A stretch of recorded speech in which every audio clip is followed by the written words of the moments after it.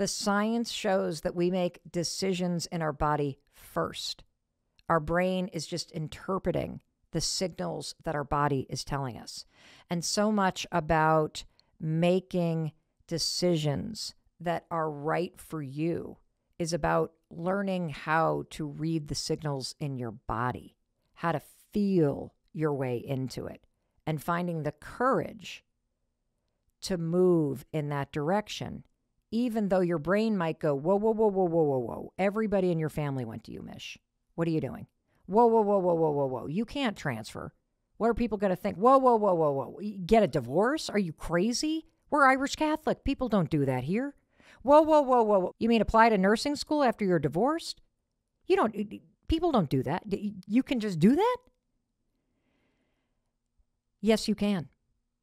And the more that you realize that there is so much magic for you to discover in your life, but it's going to require courage. And I'm going to prove to you that your instincts are always right.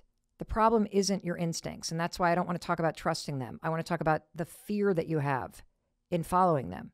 Because 9 times out of 10, when you truly tune in and you allow yourself to feel the decision, it's going to require courage, because it's going to disappoint people, and it's going to require a change, and it's going to require you to learn something new, and it's going to require you to step away from the pack, and that's freaking terrifying.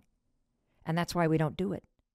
I was just explaining this metaphor about a college tour and this university that separated parents from students, and how that frees a student up to consider a school and consider their decision without the energy of their parents or the influence of it. And as we were talking about this before the taping as a team, everybody at the table had a story about other people's voices or their own concerns being the cacophony that was causing doubt. And Amy, you had an amazing story about when you used to run a marketing and copywriting agency. And you have to tell this story. Yeah, sure. So my story is that I was in a mastermind, which is kind of like a tour, a bunch of people together doing things with their businesses that that they want to do, achieving goals together and patting each other on the back and like supporting each other. So one day I showed up at the mastermind and I said, you know what, you guys, this is what I'm going to do. This is my next big thing. I am going to make what I made last year in this next month. Wow. Yeah. Well, I had heard that this was like it's a thing that people do. I mean, it's not like it wasn't my idea. I had heard it from somebody else. And it was just, if you want to take your business, and at the time I wanted to take my business to the next level. Mm-hmm. And if you really believe in yourself and you know, or want to find out what's holding you back, you know, try to make what you made last year in 1 month. Can I ask you a question? Yeah. So since we're talking about gut instinct, when you heard somebody say that you can make a quantum leap if you're willing to find the courage to go, that's it. Next month, I'm making what I made last year, next month in my business. Yeah. Did you feel it in your gut? Like, what was the process of even going, I'm doing that? Because that's pretty courageous and bold. You know, I see how you say it's courageous, but at the same time, nobody made me do it. It was my decision. And if I didn't do it, everybody would say, oh, well, of course you didn't. Good try. But I meant when you heard about it. Yeah. Was there something that happened that you remember that was like, ding, ding, ding, yeah, I'm doing that? Yeah. What happened? I just felt like I want that. Quantum leap. That sounds amazing. That sounds like living life. That sounds like I'm going to be in a different spot, and that is going to change me. And I think I'm going to really love that. It's almost like, if you think about the tour analogy, it is like the future who's like, no, come over here. Exactly. It really was. It was like, this is your next step. And it's a big one. Wow. Okay. Yeah. So you're running your copywriting and marketing business. Yes. You go into this mastermind. Yeah. All these people that are supposed to be supporting me. And what happens? And dead silence after I announced that. Everybody was just like mentally regrouping from what I had to say. And it was just like total silence. And I said, well, I mean, I've heard other people do it. And I was just like, what do you guys think? Yeah. And not because I wanted to know what they thought, but I just was kind of like, why is everybody so silent, And then the voices started talking, and the voices of everybody in my mastermind group. Well, how are you going to do that? I never heard of that before. Why would you want to do that?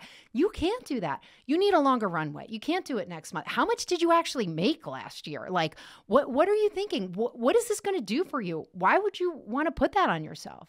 And when that started happening, what did you feel? I felt like assaulted almost, like in the sense that I knew that this is what I needed to do. I knew that this was right for my future self. And I couldn't believe that people weren't supporting me and couldn't see that I could actually do this. I really couldn't believe that people were holding me back from it. But there was this one woman. I will never forget her. What does she look like? Her name is Richelle Wright. Okay. She is an American Sicilian. She lives in Michigan. And we love her. She is a ball of fucking fire. Okay. And she said, I think everybody should back off because Amy's actually going to do this. And she basically told everybody to shut up. She's like, I'm taking a different tour. Amy, with me. And that's what happened, Mel, actually, because when she said, really, one of the things that she said that I remember is, if she wants to do it, why wouldn't you let her try it? Like, why are you guys trying to convince her she can't? And I love that, because if I could do it, it meant they could do it. And if I could do it, it meant we all would be a better group because I did it. But look at what they did instead. They just said, no, you can't. Maybe because they didn't want to have to do it. Did you do it? I did do it. What? I did do it. I'll explain to you what happened. I committed to it, and I'll never forget this. 2 weeks into my commitment to myself and my group, even though they could care less, except for Richelle Wright, I got a phone call from a current client that said, he's a creative director, and he and I work for him, and we kind of work on jobs together. And he said, our mutual client has asked me if you would like to write 10 ebooks in the next month, and name your price, because she needs this, and she knows you're the person to do it. I will never forget. I was on Route 684 around the Mount Kisco exit, and the phone rang, and as soon as it rang, I saw who it was, and I was like, this is happening right now. Oh my God. Yeah, it was love super cool. that. Yeah. I love that. It was an amazing feeling. Wow. It was the feeling that I wanted, right? It was that feeling that I was like hoping I would have when I took on that challenge. It's interesting because as you were describing this, I was immediately back in class with Mr. Brown going, you're not going to get in there. Mm-hmm. You better not get your hopes up. And I didn't have the Richelle Wright. I had to be that for myself. I had to be like, fuck you, fuck off, watch me fucking do this. And you have to do that for yourself. Mm-hmm. Because it's a gift. I remember we just started a walking group here in Southern Vermont this morning, and there were like 25 women that showed up, and there was this one woman that was super cool. Well, everybody was cool, but she was telling the story about how she recently went back to nursing school after getting a divorce, and it was because she had a Richelle Wright next to her was like, well, you want to be a nurse? Just go back to school. She's like, that's all you need to do? Mm-hmm. It is. Because when somebody says, just go back to school, or just get the divorce, or just change your job, or just move, they are saying, come on this tour. Yes. And for that moment, you allow yourself to imagine what life would feel like. And that's what the yes feels like. Yeah. And all those people in my mastermind group, they didn't want to be open to that. For me, and maybe even for themselves too. I think we don't do that a lot. We don't say like, what's possible now? We say like, well, what's the next fucking thing I got to do? It's so true. And that's why I love this metaphor of that moment of going on a college tour. because it is a moment where you contemplate very intentionally your next move. Mm-hmm. And we all have that opportunity in our lives at any moment. Yes. To basically go, okay, the tour I'm on is headed over here and it's these voices. And your story is about very loud voices chiming in, kind of the way I was with the annoying way on the Dartmouth tour.